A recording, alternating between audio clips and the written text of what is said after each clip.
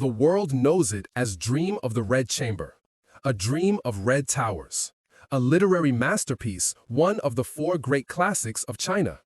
We read about Jia Baoyu and Lin Daiyu, about an unimaginably luxurious garden, Dai Guanyuan, about the rise and fall of two great families, Jia and Shi. We read, we cry, we lament for a golden age gone by, a broken dream. And we believe it's a fictional story. We have been fooled, and that is exactly what its author wanted. Dream of the Red Chamber is not a novel. It is a coded message. It is a literary fog skillfully woven to conceal a dangerous truth, a political crime, and a family tragedy so brutal that, if told nakedly, it would cost the lives of the entire family. The author, Cao Sui-chin, is not a novelist. He is a survivor, a witness, an exile from paradise who spent the last 10 years of his life in poverty and illness, doing one thing only, rewriting the truth. To decipher this tragedy, you must do one thing. Forget the name Jia. The Jia 就是 homophonous with the word 假, which means false. It is the first and most obvious veil. Now, remember the real name, Cao family. Because this is not a story about a dream. This is true history, written in blood and power, about a family that once soared so high they could touch the sun, and then burn to ashes. This is the story of how one family turned their very own Vatican into a criminal enterprise. This is the story of how a family became the eyes, the bank, and the secret heart of a great emperor, only to be crushed to pieces by that emperor's own son. Their secret lies not in what they lost. It lies in why they lost. To understand the fall, you must understand where they stood. And to understand where they stood, you must understand who they were. The Cao clan was not a Manchu noble family. They were not even Han Chinese of the prestigious scholar class. Their origin, their secret foundation, was both humble and strategic. They were Bao Yi. Bao Yi, aha, or inner eight banner Bao Yi. In Manchu, this means house servants. They were Han Chinese who surrendered or were taken prisoner during the Manchu conquest and were incorporated into the eight-banner system as the personal property of the imperial family. They were slaves of the emperor, and this is what makes them invaluable. Imagine you are the Manchu emperor. You rule a vast Chinese empire, but you are a foreign invader. Millions of Han Chinese outside your palace walls regard you as a barbarian. Even within your court, other Manchu nobles are rivals, always eyeing your throne. The Han Chinese officials are cunning, loyal to Confucianism before they are loyal to you. Who can you trust? You trust those whose very existence depends on you. You trust the servants in your house, the Bao Yi people. The Cao family was Bao Yi of the upper three banners, meaning they served the emperor personally, and they were incredibly lucky. Secret source of power, Cao Shi-chin's ancestor, Cao Shi, was a talented military commander. His son, Cao Yin, was even more fortunate. Cao Yin's mother, Lady Sun, was chosen to be the wet nurse for Prince Xuanye. Prince Xuanye grew up to become one of the greatest kings in Chinese history, Emperor Kangxi. This relationship was not one of official sovereign relations. It was mother's milk. It was kinship. Kangxi respectfully called Lady Sun older sister, and he considered Cao Yin, who was only a few years older than him, a brother, a close friend since childhood. As Kangxi consolidated power, he needed someone he could trust absolutely to govern the most important, richest, and most dangerous place in the empire, Jiangning, present-day Nanjing. Jiangning was more than just a city. It was the ancient capital of the Ming dynasty. It was the heart of Han Chinese scholars who still carried the ideology of resist the Qing and restore the Ming. It was the economic center where silk and salt were produced, the empire's main sources of income. Whoever controlled Jiangning controlled the lifeblood of China. Kangxi could not hand over the place to a warlike Manchu noble or a cunning Han official. He needed a Bao Yi of absolute loyalty. He chose his brother, Cao Dan. In 1692, Cao Dan was appointed to a seemingly humble position, Jiangning textile governor. On the surface, his job was to oversee the imperial silk factories, ensuring that the finest silks, brocades, and imperial robes were sent to the Forbidden City. It was an extremely lucrative business. These factories were money-making machines, and as their overseer, Cao Yin had immense power over the world's most luxurious industry. The Cao family's wealth, described in Dream of the Red Chamber as houses full of pearls and jade, mountains of gold and silver, stemmed from this. But that was just a cover. The title, textile governor, was just an excuse to put Cao Dan in Jiangning. His true job, the greatest secret of the family, is a dual mission known only to the emperor and him. 1. He is the emperor's eyes and ears, Secret Service. Cao Dan did not just manage silk, he managed information. His mansion, with its lavish exterior, was the most sophisticated intelligence center in the South. He supervised the scholars. He participated in poetry readings, drank wine, and listened. He reported back to Kangxi, who was writing poems praising the dynasty and who was writing lamentations about the lost Ming dynasty. He kept an eye on other officials. He reported on military movements, signs of corruption beyond royal control, and any signs of rebellion. Cao Yin and Kangxi did not communicate through the normal bureaucratic system. They communicated through secret letters, mise. These letters were sealed in special boxes to which only the emperor had the key. Cao Yin had the authority to bypass the emperor's authority and report directly to the emperor.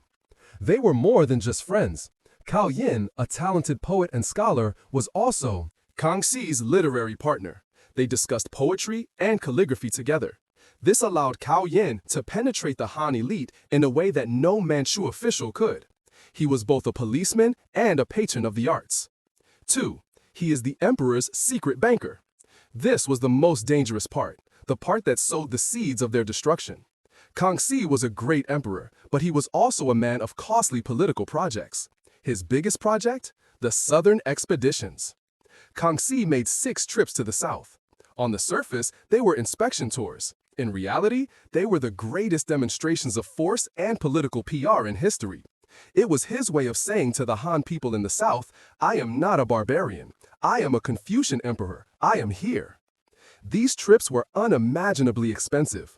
The cost of thousands of soldiers, officials, eunuchs, and entourages traveling thousands of miles and lodging for months was astronomical. It cannot be paid for by the national treasury. The censors in Beijing will scream about the waste. So, where did Kangxi get the money from? He took it from Caojiao Bank. When Kangxi arrived in Jiangning, where did he stay? He stayed at Cao Yin's residence. During his 6 trips, Cao Yin and his family hosted, paid for, and received the emperor and the entire court 4 times. Imagine this. It's not like having a president visit. It's like having one individual organize and pay for the entire Olympic Games 4 times. Where could Cao Dan get this money? From the public treasury. He had to get it from everywhere. He borrowed, he used profits from textile factories, he ran a huge slush fund. He was essentially laundering money for the emperor's political projects. Kangxi knew this. Kangxi allowed this. For Kangxi, this was a necessary political expense. Cao Yin was doing his job. The wealth of the Cao family was the wealth of the emperor. This arrangement transformed the Cao family's Jiangning residence into an earthly paradise. It was the grand official garden. It was more than just a house. It was a secondary palace, a center of power, a place where the line between private and state property was completely blurred. Cao Shuiqin, Cao Yan's grandson, was born here. He was born into a world where his family was the center of the universe. He grew up surrounded by exquisite gardens, private theaters, priceless libraries, and an endless stream of officials, poets, and artists who came to seek his grandfather and father's favor. He is Jia Bayu, a rich kid born with a pearl in his mouth. He lives a dream woven of silk, funded by a royal slush fund, and protected by the personal friendship of the most powerful emperor on earth. The Cao family has reached its pinnacle. They are untouchable. They are eternal. But they made a mistake, a tragic mistake that every great family makes. They bet their entire existence, wealth, and safety on a single person. And in 1722, that man, Emperor Kangxi, after 61 years of reign, passed away. The dragon that protected them was dead. And in the shadow of the throne, a bloody war for succession, the 9 princes seizing the throne, broke out. The Cao family were no longer players. They were a fat pawn on the chessboard. And in their panic, they placed their bets on a prince. They bet on the wrong person. A new prince emerged from the shadows, the 4th prince Yinzhen. He was not someone the Cao family supported. He seized the throne through cunning and ruthlessness. He took the reign name Yongzheng, and Yongzheng was not like his father. He was a paranoid ruler. He was a fanatical accountant. He hated mess. He hated dead. And he hated his brother's friends. When Yongzheng looked south, he did not see his father's loyal confidants. He saw a huge dead. He saw a family that had bet wrong. He saw a symbol of the corruption and waste of the old dynasty. He saw a family that needed to be purged. The noose began to tighten. In 1722, Emperor Kangxi passed away. The great dragon that had protected the Cao family for 3 generations was no more. A political storm immediately descended on the Forbidden City. The 9 Princes' War was a brutal game of intrigue, espionage, and broken promises. When the smoke cleared, it was not Yinzi who ascended the throne, who had the secret support of southern scholars and officials, including, perhaps, the Cao family. The winner was the 4th prince Yinzhen, a figure described by history as cold, ruthless, suspicious, and fanatical about work. He took the reign name Yongzheng. And Emperor Yongzheng was a completely different kind of ruler. If Kangxi was a generous Confucian, an arts patron who valued personal relationships above all else, then Yongzheng was a harsh accountant, an obsessive micromanager. Yongzheng hated 3 things more than anything. 1. Waste. 2. Inefficiency. 3. Anyone who was not absolutely loyal to him personally. The moment Yongzheng ascended the throne, the Cao family, from being untouchable, became a top target. They committed all 3 deadly sins in the eyes of Yongzheng. First, they symbolized the waste of the Kangxi dynasty. Second, their accounting books are an untraceable mess of slush funds and debts. And third, the darkest secret, political secret. Yongzheng believed they were on the side of his enemies. They had bet on the wrong person. To Yongzheng, the Cao family was more than just a corrupt clan. They were potential traitors, friends of his brothers whom he was systematically purging. But Yongzheng could not act immediately. He was a patient wolf. The Cao clan was too deeply rooted in Jiangning. They were the young dragons of the south. If he eliminated them too quickly, the south might rebel. Yongzheng needed a crack. He needed a legal reason. He did not want an execution. He wanted a confiscation of assets. And he found the perfect weapon to kill them. It wasn't a sword. It was a ledger. The attack began not with soldiers, but with an audit. One of the first acts of the Yongzheng emperor was to order a thorough review of the national treasury books. And there, he found the name he was looking for. Cao Fu, son of Cao Yin and father of Cao Xueqin. And here is the secret of destruction, the debt. The records show that Cao Fu, as textile governor, owed the treasury an unimaginable amount of money. This figure was equivalent to the income of hundreds of thousands of peasants. Yongzheng knew exactly what this debt was. It was the cost of his father, Kangxi's 6 southern tours. It was money spent on building temporary palaces, on lavish banquets, on bribing scholars. Basically, it was the emperor's money. But Kangxi was dead. And Kang Yin, Kangxi's confidant, was also dead in 1712. Only Cao Fu, a lesser heir, was left to shoulder a huge legacy. Yongzheng summoned Cao Fu to Beijing. This meeting must have been one of the most terrifying moments of psychological terror. Emperor Yongzheng did not scream. He did not accuse Cao Fu of treason. He did something even more terrifying. He appeared disappointed. In the edicts, which still survive, Yongzheng wrote to Cao Fu, "The tone is a masterpiece of veiled thread." He begins by praising Cao Yin. "Your father was a loyal servant of the late emperor, Kangxi. I know your family has served faithfully." And then the punch was thrown. "But look at this account book. It's a mess. Millions of taels of silver have disappeared. I know the late emperor was generous to you, but that generosity has ended. Now it's time to pay it back. Yongzheng issued an ultimatum. Cao Fu had to repay the entire huge debt within 3 years. This was a death sentence. The debt was so great that even if they sold everything, the Cao family would not be able to pay it back. They had lived like kings, but they had lived on the emperor's money. Now the new emperor wanted his money back, with interest. The scene in Dream of the Red Chamber begins here. Jing Fengqi, Shi Feng, desperately tries to find a way to make money, secretly sells jewelry, mortgages property. That is not a novel. That is exactly what Cao Fu was doing. The Cao family, from 1723 to 1727, entered a strange phase. On the surface, they were still the grand official's court. They still held banquets. They still wore silk. But on the inside, they were rotten. They were selling their future to pay off their past.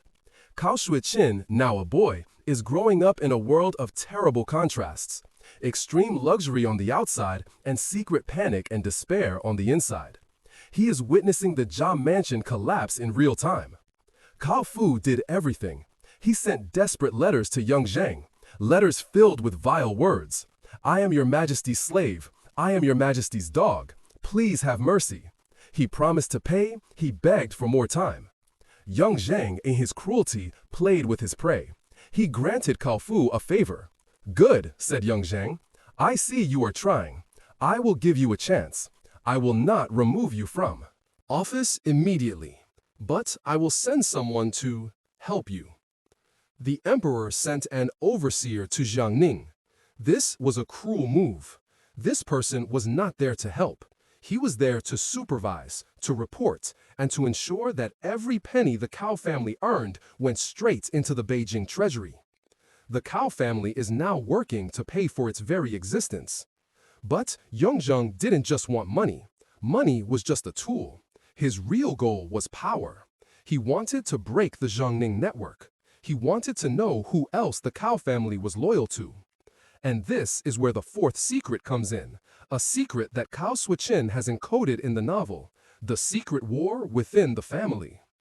As financial pressures mounted, families began to fall apart. Uncles and cousins who had once lived off the wealth of the main branch began to turn against each other. They began to hide their assets. They began to denounce each other to the emperor's inspector, hoping to save themselves. In Dream of the Red Chamber, the Jia dynasty's downfall was caused by moral corruption from within. But the truth was even more brutal. That corruption was created and encouraged by relentless political pressure from without, from the emperor himself. Cao Fu failed. He could not repay his debt. By 1727, Yongzheng was losing patience, but he still needed a final reason, a public pretext, not political revenge, but an undeniably evil crime. And Cao Fu, in desperation, gave it to him himself. In a last-ditch effort to make money, Cao Fu became involved in an affair that historians still debate. It may have been a salt smuggling operation.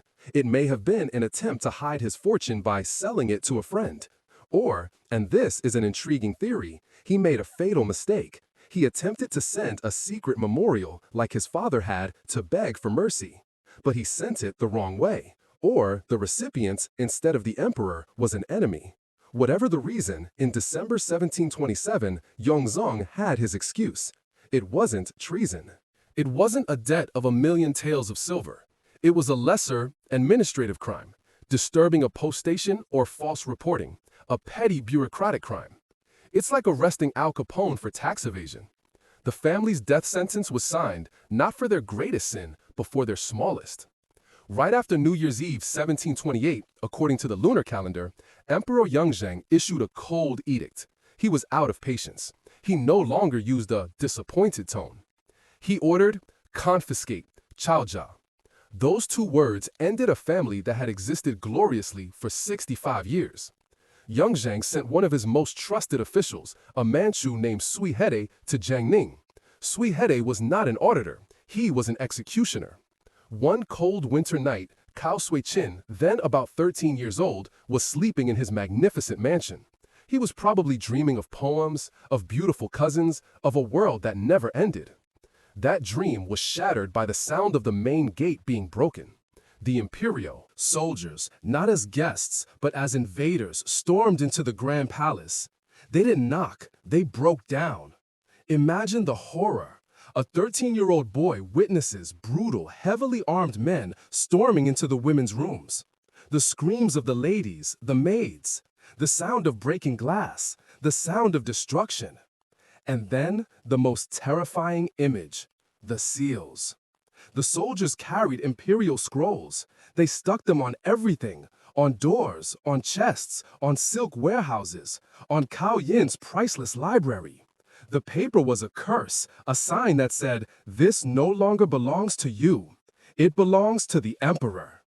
They dragged Cao Fu, father of Cao Shuiqin, head of one of China's most powerful clans, from his bed. They tore off his official cap and stripped off his robe. And they handcuffed him. He was arrested like a common criminal. Secret of the cruelty. This confiscation was carried out systematically and brutally. Sui Heide reported it to Yong Zheng in chilling detail. He listed everything. A mansion, 117 rooms. Land, 19 plots. Servants, 145 people. And here is the most painful detail, the detail that confirms the complete collapse. Gold, silver, silk, furniture, not much was found. Why? Because the family had already gone bankrupt. They had sold everything to try to pay off Kangxi's unimaginable debt. When the soldiers stormed in, the treasure they were looking for was no longer there. Only an empty shell of its greatness remained. But Yong Zheng didn't care. He didn't need money, he needed destruction. The family, including Cao Shuiqin, were dragged out of their home. They were thrown into the streets of Jiangning, the city they once ruled. They were not allowed to take anything with them except the clothes on their backs. From king without a throne to homeless, all in one night. Paradise has fallen. The dream of a palace has ended. And for Cao Shuiqin, a new life, a real nightmare, had just begun. He and the remnants of his family were forced to leave Jiangning, exiled to their impoverished ancestral home in Beijing. The punishment was complete, or rather, Yong Zheng thought so.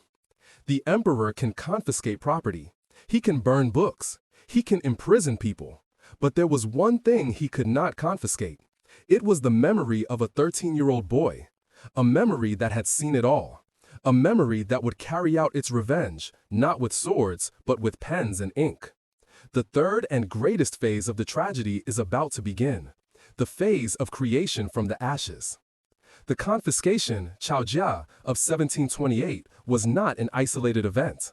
It was a brutal operation, designed not only to remove property, but also to cut off the power and honor of the Cao family at its very roots. For Cao Shuiqin, then a 13-year-old boy, the world had ended. The paradise he was born into, the real Grand View Garden in Jiangning, had been sealed. His father, Cao Fu, was shackled, escorted back to Beijing, and thrown into a dungeon. The rest of the family, a trainload of widows, terrified children, and a few loyal servants who would rather follow their masters into exile than freedom, was forced to make the long and humiliating journey north. They did not return to Beijing as nobles, they returned as outcasts. And this is where the real nightmare begins. They were no longer allowed to live in the wealthy part of the city. They were Bao Yi, servants of the emperor, and now they were disgraced servants. They were thrown into a small, dilapidated ancestral home on the outskirts of Beijing, in the poor Bannerman district. Imagine the psychological shock. Cao Shuiqin, Jia Baoyu, who was used to having dozens of servants around him, who lived in silk rooms, whose meals were the most exquisite delicacies, now had to face a harsh reality, the cold of the Beijing winter and hunger. He, the heir to a family that once entertained Emperor Kangxi, now had to worry about buying firewood for heating, about whether there would be enough rice for the next meal. This poverty is not just material, it is a social death. This is the secret of contempt, the state of the world. The Cao family, now known as the Jia family in the novel, does not have just one branch. They are a large family with many branches, just like the Jia family has the Ningbo mansion and the Rongo mansion. When Cao Shuqin's main branch collapsed, the secondary branches, the distant relatives, instead of taking them in, were the first to shun and despise them. They were afraid. Being implicated in a family that was punished by Emperor Yongzheng meant political suicide. The scene in Dream of the Red Chamber of relatives coming to borrow money, flattering the Jia family when they were rich, and then disappearing or even kicking them again when they were down was a bitter truth that Cao Shuqin experienced. He learned his first lesson about the coldness of human nature not from books, but from the people with the surname Cao himself. But Yongzheng was not done yet. He was a meticulous enemy. Cao Shuqin's father, Cao Fu, was imprisoned in the Ministry of Punishment's dungeon for over a year. During that time, he was probably tortured into revealing the whereabouts of his hidden treasure, which was in fact non-existent. When he was released, he was no longer a man. He was a hollow shell, broken in body and spirit. He died soon after, in disgrace and poverty. The death of the father, the death of the family's breadwinner in disgrace, is a psychological wound that never heals. It is a theme that haunts the entire Dream of the Red Chamber. The helplessness and failure of the men, Jia Zheng, Jia She, Jia Zhen, in protecting their families. They only know how to enjoy themselves, and when disaster strikes, they are the first to fall, leaving the burden to the women. And that is the core of the tragedy. When the family collapsed, the men, uncles, brothers, had to find a way to survive. They became vagabonds, peddlers of letters, or worse, subsisting on what little property remained. But the fate of women is the most terrible. This is the most painful secret, the sacrifice of women. In feudal society, when a noble family collapsed, the men could become beggars. But the women, especially the young, beautiful, well-educated girls, would face an even worse fate. They will be sold. They would be sold as concubines, maids, or worst of all, sold into brothels. The truth is, Cao Shuqin had to helplessly watch as his cousins, who were once young ladies of the boudoir, the Lin Dayu, Xie Baochai, Wang Xifeng of real life, were scattered like petals in a storm. They were sold for a few taels of silver to feed the rest of the family. Cao Shuqin's obsession with the fate of women, his placing the 12 Jinling Shidiao, 12 muses of Jinling, at the center of his novel's universe, was not a literary choice. It is an act of atonement. It is repentance. He, as a man, had failed to protect them. He could not save them in real life, so he vowed to save them in art. He would build a memorial, a grand garden of words, where they could live forever, beautiful, intelligent, and tragic. He wrote, as he said in the preface, to atone for the women I have known. And so, Cao Shuqin, heir to a lost family, began his double life. By day, he was a failure. He lived in the western suburbs of Beijing, in the Xishan area. His wealthy friends, such as the poets Dun Cheng and Dun Min, occasionally visited him. They described a tragic scene. Cao Shuqin, the genius of a lost family, lived in a thatched hut with a constantly empty rice jar. He was a heavy drinker. He often had to sell his paintings, he was a talented artist, in exchange for a few jars of wine and food. He is a Jia Bayu who lost his pearl, a wanderer abandoned by society. But at night, another Cao Shuqin arose. In that cold straw hut, by the dim candlelights, he was not a beggar. He was a creator. He was the only one who still held the keys to the lost paradise. He began to... He didn't write to be published. He didn't write to make money. He wrote because it was the only way to survive. He wrote to do what his father and grandfather couldn't, make sense of things. He named his first manuscript Stonehead Record, Story of the Rock, a name full of philosophy. He is the rock, the abandoned gem, not qualified to mend the sky, thrown down to earth to experience a tragedy. And he began to encode the truth. He knew he was writing something extremely dangerous. The Yongzheng emperor was dead, but the new emperor, Qianlong, was famous for his literary imprisonments, where one wrong line of poetry could result in the extermination of an entire clan. He could not write, "Emperor Yongzheng purged my family for political reasons," That is suicide. So he did a genius thing. He turned the whole political tragedy into a moral and philosophical tragedy.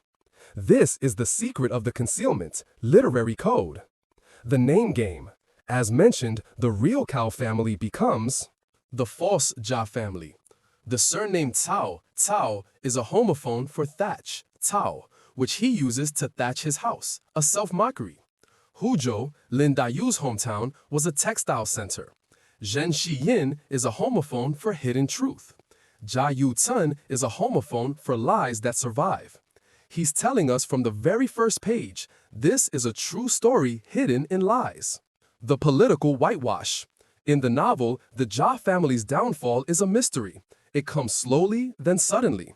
Partly due to internal corruption, waste. Partly due to a person in the palace, Jia Yuanshun, the emperor's concubine, falling out of favor. Cao Shaiqin deliberately keeps the reason vague, because the real reason, being purged by the emperor for supporting a rival, cannot be told. He cleverly turns a political purge from the outside into a moral rot from within. It is both an act of self-protection and a profound criticism. Our family was destroyed by the emperor, but we also destroyed ourselves first. The foil. He created the Zhen clan, whose head was also the textile commissioner. This clan had its assets confiscated just like the Jia clan. This is the most blatant confirmation. He is saying that the Jia family story is not unique. The Zhen story happened exactly the same way. And then, as he was writing, a miracle happened. His manuscript, though unfinished, was leaked. It was handwritten by friends and passed around the Beijing elite. And the people who read it, the people who knew the Cao family, started doing something. They started writing comments in the margins of the book. This is the final secret. Qi Nian Trai, echoes from the past. The oldest manuscripts of Dream of the Red Chamber are filled with small lines written in vermilion ink, cinnabar, by a person or group of people signing the name Qi Nian Trai, Hong Muk Trai. For centuries, the identity of Qi Nian Trai has been the greatest mystery of Chinese literature. Who was this man? Scholars believe that this was not an unfamiliar critic. This was a family member, perhaps an uncle, a cousin, or, in the most tragic and romantic scenario, a real-life Shi Shangyun, perhaps a wife or some female relative of Cao Shuiqin who survived the tragedy. And what are these comments? They are whispers of confirmation. They are cries from the grave. When Cao Shuiqin described the luxurious scene, Zhi Yanzai would write, "The truth, I was there. The real scene was even more luxurious than this." When Cao Shuiqin wrote about a tragedy, Zhi Yanzai would write, "Shuiqin's pen sheds tears. My ink also sheds tears." When describing a scene of confiscation, Zhi Yanzai would write, "I have experienced this nightmare, unforgettable." These red ink comments transformed Dream of the Red Chamber from a great work of fiction into an authenticated eyewitness testimony. They were irrefutable proof that this dream was truth. Cao Shuiqin spent the last 10 years of his life in poverty, illness, and alcoholism, battling his own ghosts. He wrote and rewrote it 5 times, but he never won. He could never finish it. In 1763 or 1764, the final tragedy struck. His only son died. This shock killed Cao Shuiqin. He died on New Year's Eve in absolute poverty. He died, leaving behind an unfinished manuscript, a dream without end. The Cao family story ended in destruction, but the story of Dream of the Red Chamber was just beginning. Cao Shuiqin failed to save his family, but he succeeded in something greater. He transformed his painful truth into immortal art.